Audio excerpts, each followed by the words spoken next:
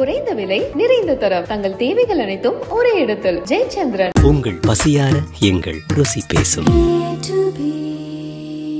நீலம் studios applause entertainment தயாரிப்பில் மாரி செல்வராஜ் இயக்கத்தில் துருவ் விக்ரம் நடிக்கும் பைசன் அக்டோபர் 17 முதல் திரையரங்குகளில். கடலூர் மாவட்டம் சிதம்பரத்தில் வசிக்கும் நடராஜன் வங்கியில் நகை மதிப்பீட்டாளராக பணியாற்றுகிறார்.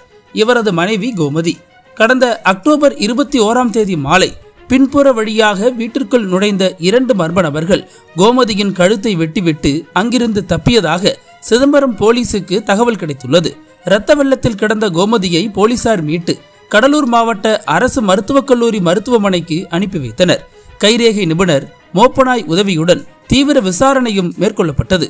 ஆனால் விசாரணையில் தனியார் பள்ளியில் 9ஆம் வகுப்பு பயின்று வரும் கோமதியின் 14 வயது மகன்தான் கத்தரிக்கோளால் தனது தாயின் கழுத்தில் குத்தியது அம்பலமானது.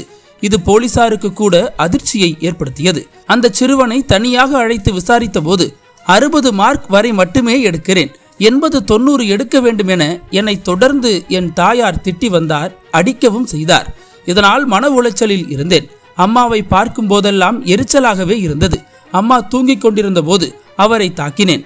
அப்போது பதிலுக்கு அவரும் தாக்கினார். அந்த நேரத்தில் பக்கத்தில் இருந்த கத்தரிக்கோலை எடுத்து கழுத்தில் குத்திவிட்டேன் என படிப்படியாக நடந்ததை ஒப்புக்கொண்டுள்ளார். இதை அவரது தாய் கோமதியும் உறுதிப்படுத்தி என் மகன் மீது கடுமையான நடவடிக்கை எடுக்க வேண்டாம் என கூறியுள்ளார். இருப்பினும் தந்தை நடராஜனின் புகாரின்படி காயம் ஏற்படுத்தியதாக வழக்கு பதிவு செய்யப்பட்டுள்ளது. இந்த சம்பவத்தால் சிறுவன் மனரீதியாக பாதிக்கப்பட்டுள்ளதாகவும் உளவியல் சிகிச்சை அளிக்க உறவினர்கள் ஏற்பாடும் செய்துள்ளனர். சிதம்பரம் போலீஸ் சிறுவனை சீர்திருத்த பள்ளிக்கு அனுப்பியுள்ளது. இதேபோல கள்ளக்குறிச்சியிலும் ஒரு சம்பவம் அரங்கேறியுள்ளது. கள்ளக்குறிச்சி உளுந்தூர்பேட்டை அருகே கீழகுப்பம் வேலூர் கிராமத்தில் வசிக்கும் லாரி ஓட்டுநர் குணசேகரன், மனைவி மகேஸ்வரி ஆகியோருக்கு 17 வயது மகள், 14 வயதில் ஒரு மகன் உள்ளனர். மகன் அந்த பகுதியில் உள்ள அரசு பள்ளியில் 9ஆம் வகுப்பு பயின்று வருகிறார். தீபாவளி அன்று மகேஸ்வரி மாடுகளுக்கு புற்கள் அறுக்க வயலுக்கு சென்றுள்ளார். நீண்ட நேரம் திரும்பவில்லை என்பதால் உறவினர்களுடன் மகனும் தேடிச் சென்றுள்ளார். வயலில் இரத்த காயங்களுடன் மர்மமான முறையில் இறந்து கிடந்த தாயின் உடலை பார்த்து அதிர்ச்சி அடைந்துள்ளனர். கணவர் குணசேகரன் திருநாவலூர் காவல் நிலையத்தில் இது தொடர்பாக புகார் ஒன்றை அளித்துள்ளார்.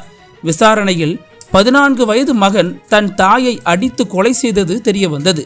மேலும் படிப்பு மீது எனக்கு இன்ட்ரெஸ்ட் இல்லை, இருந்தாலும் பள்ளிக்கூடத்துக்கு போயிட்டு வர வீட்டிற்குள் வந்தால் படி படி என்கிறார்கள். நண்பர்களுடன் விளையாடும் போதும் செல்போன் பார்க்கும் போதும் அம்மா என்னை அடித்தார். இதனால் அவர் மீது எனக்கு வெறுப்பு ஏற்பட்டது. தொடர்ந்து என்னை படி படி என கண்டித்து வந்தார். இதனால் கடும் ஆத்திரத்தில் இருந்து வந்த நான் தீபாவளி அன்று அம்மா வயலுக்கு செல்வதை அறிந்து நானும் கூடவே சென்றேன். அப்போது ஏன் என்ன அடிக்கடி அடிக்கிறீங்க, திட்டுறீங்க என கேட்டேன். அதற்கு அம்மா அசிங்கமாக திட்டி படிப்பு இல்லைன்னா ஒண்ணுமில்லை என அடிச்சாங்க. அப்போ எனக்கு ஆத்திரம் அதிகமாகி அவங்கள கழுத்தை நெரிச்சு தலையில அடித்தேன். கொஞ்ச நேரத்தில் இறந்துட்டாங்க. அதன் பிறகு எதுவும் தெரியாதது போல வீட்டுக்கு திரும்பி விட்டேன்.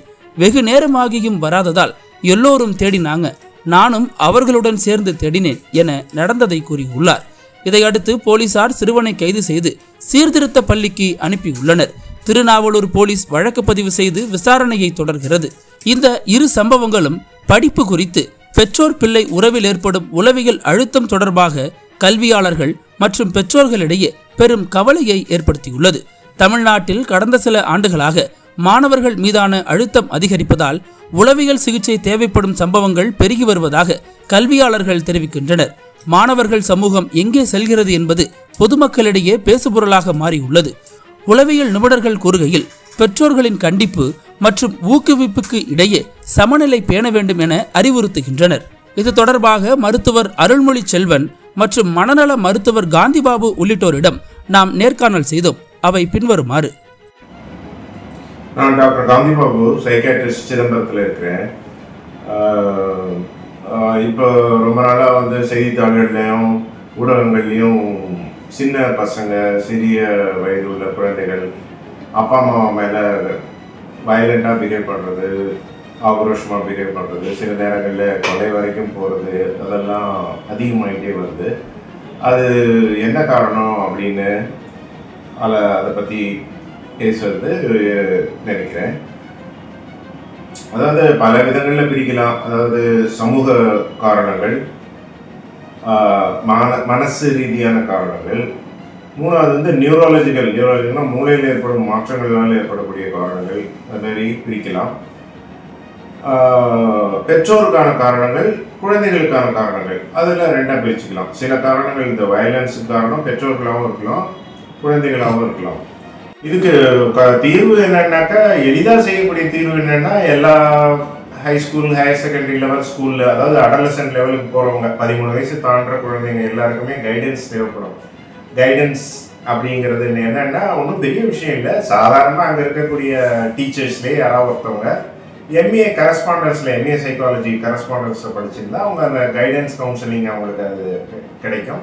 அதை அந்த 15 டீச்சர் இருந்தால் அதில் ஒருத்தவங்க அந்த எம்ஏ சைக்காலஜி ஆன்சிலரி சப்ஜெக்டாக படித்து அவங்களே அங்கே இருக்கிற ஸ்டூடெண்ட்ஸுக்கு கல்வித்திறன் குறைபாடோ அல்லது மனத்தளர்ச்சியோ அல்லது ஆன்சைட்டி டிசார்டரோ அல்லது இந்த மாதிரி எக்ஸ்ட்ரோவர்ஷன் டிசார்டர்னு சொல்லக்கூடிய வயலண்ட் பிஹேவியர்ஸ், இந்த சப்ஸ்டன்ஸ் அப்யூஸ்ன்னு சொல்லக்கூடிய போதை மருந்துகளை உட்கொள்வது, பெண்களாக இருந்தால் தன்னைத்தானே கட் பண்ணிக்கிறது, தன்னைத்தானே வதை செஞ்சுக்கிறது, அது மாதிரி பிரச்சனைகளை அங்கேயே அவங்க ஸ்கூல் டீச்சர்லேயே ஒருத்தவங்க, எப்படி ஸ்கூலில் ட்ரில் மாஸ்டர்னு ஒருத்தவங்க இருக்காங்களோ அதேமாரி ஸ்கூலில் ஒரு டீச்சரு, எக்ஸ்ட்ரா சைக்காலஜி ஆன்சிலரி சப்ஜெக்டாக படித்தவங்க இருந்தாலே போதும். அதுக்குன்னு ஒரு சைக்காலஜிஸ்ட் ஃபுல் டைம் போகணுன்னு கூட அவசியம் இல்லை. அந்த அளவுக்கு செய்யறது இப்போதைக்கு போதும் என்றது தான் என்னுடைய கருத்து. வணக்கம், என் பெயர் அருள்மொழி செல்வன். நான் ஒரு மருத்துவராக 40 வருடங்களாக பணியாற்றிக் கொண்டிருக்கிறேன். என்னுடைய இந்த மருத்துவ சேவை தவிர ஒரு பள்ளியிலே நிர்வாக குழுவிலே இடம்பெற்று அந்த பள்ளியில் மாணவர்களோடு நெருங்கி படுகின்ற ஒரு வாய்ப்பினையும் கடந்த 15 வருடங்களாக பெற்றுக்கொண்டிருக்கிறேன். சில பத்திரிகையில் வருகின்ற செய்திகளை எல்லாம் பார்க்கும் பொழுது மனதுக்கு மிகவும் வருத்தமாக இருக்கிறது. குறிப்பாக இன்று ஒரு மாணவன் தனது தாயையே கத்தரிக்கோளால் கழுத்தில் குத்தியதாக ஒரு செய்தி இருந்தது. இன்னும் சில நாட்களுக்கு முன்பு கொலை செய்வதற்கு முயற்சித்ததாகவும் செய்தி வந்தது. இதையெல்லாம் பார்க்கும் பொழுது எனக்கு என்ன தோன்றுகிறது என்றால், மாணவர்களை வழிநடத்துகின்ற இடத்திலே இருப்பவர்கள் அதை சரியாக செய்ய தவறுகிறோமா என்று எனக்கு ஒரு ஐயம் ஏற்படுகிறது. அதே நேரத்தில் மாணவர்களுடைய மனப்போக்கும் மாறிவிட்டது. மாணவர்கள் எதனையும் உடனடியாகவும் சுலபமாகவும் எந்த விதமான சிரமமும் இன்றி அடைந்திட வேண்டும் என்று நினைக்கிறார்கள். அது வேலையாகட்டும், அல்லது பள்ளியிலே தேர்ச்சி பெறுவதாகட்டும், அல்லது மற்ற பழக்க வழக்கங்களால் ஏற்படுகின்ற செய்திகளாகும். எதுவாக இருந்தாலும் மாணவர்களுக்கு இன்றைய தலைமுறையினர் எதையும் உடனடியாக சொல்ல வேண்டும். அடுத்தது அவர்கள் செய்வதே சரி, அதை யாரும் கேட்கக்கூடாது என்கின்ற மனோபாவம். ஒரு 20-30 வருடங்களுக்கு முன்பு தாய் தந்தையர் சொல் பேச்சு கேட்டு பள்ளியிலே படிக்கின்ற மாணவர்களாக இருப்பின் பள்ளியில் இருக்கின்ற ஆசிரியர்களுடைய சொல் பேச்சு அவர்கள் கண்டித்தாலும் அடித்தாலும் அதை வாங்கி கொண்டு அந்த ஒழுக்க நெறியோடு வளர்ந்து வந்த காலம் மாறி இப்பொழுது அனைவருமே நாம் நினைத்ததை செய்ய வேண்டும்.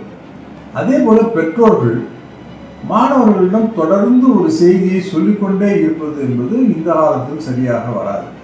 தினம் நீ அவனை காலையில் எழுந்திரு 5 மணிக்கு எழுந்திரு 4 மணிக்கு எழுந்திரு என்றெல்லாம் சொல்வதில் ஒன்றும் அர்த்தம் இருப்பதாக தெரியவில்லை. பெரும்பாலான குடும்பங்கள் இன்று ஒற்றை பெற்றோரால் வளர்க்கப்படுகின்ற மாணவ மாணவிகளாக இருக்கின்ற ஒரு சூழ்நிலையிலே பெற்றோருக்கும் ஒரு பதட்டம் இருக்கிறது. தன் பிள்ளை நன்றாக வர வேண்டும், தன் பெண் நன்றாக வர வேண்டும் என்று. ஆகவே அரசு கொடுக்கின்ற சலுகைகளை உபயோகப்படுத்தி எப்படியாவது என் மகன் மேலே வந்துவிட மாட்டானா என்கின்ற ஒரு ஆதங்கத்தில் தான் அவர்கள் செய்கிறார்கள் என்பதை மாணவர்களும் மாணவிகளும் புரிந்து கொள்ளவில்லை. அப்படி புரிந்து கொள்ளாத நிலையிலே சமுதாயத்தில் நடக்கின்ற புற சூழ்நிலையின் காரணத்தை வைத்துக்கொண்டு அதிலே பார்ப்பதை வைத்துக்கொண்டு அவர்கள் தவறான செய்கைகளில் ஈடுபடுகிறார்கள். குறிப்பாக இதுபோல வன்முறைகளில் ஈடுபடுகிறார்கள். மற்றபடி திரைத்துறை, சமுதாய சூழல்கள், புறச்சூழல்கள் இவை எல்லாமே மாணவர்கள் இன்று குற்றத்திற்கு அஞ்சுவதே இல்லை, அஞ்ச வேண்டிய அவசியமும் இல்லை என்கின்ற நிலைக்கு கொண்டு போய் நிறுத்தி இருக்கின்றன. எனவே மாணவர்களை நல்வழிப்படுத்துவதற்கு ஆசிரியர்கள் முயற்சி பண்ண வேண்டும். பெற்றோர்கள் முயற்சி செய்ய வேண்டும், நண்பர்கள் முயற்சி செய்ய வேண்டும். குறிப்பாக பெற்றோர்கள் மாணவனை கண்காணித்து அவனை பற்றிய தகவலை ஆசிரியர்களிடம் தெரிந்து கொண்டு அதற்கு பிறகு சொல்ல வேண்டும். நீங்கள் தொடர்ந்து ஒரு செய்தியை மாணவனை வற்புறுத்தும் பொழுது அதுவே அந்த மாணவனுக்கோ அல்லது மாணவிக்கோ ஒரு வெறுப்பினை உருவாக்கக்கூடிய சூழ்நிலையில் நாம் இன்று இருந்து கொண்டிருக்கிறோம்.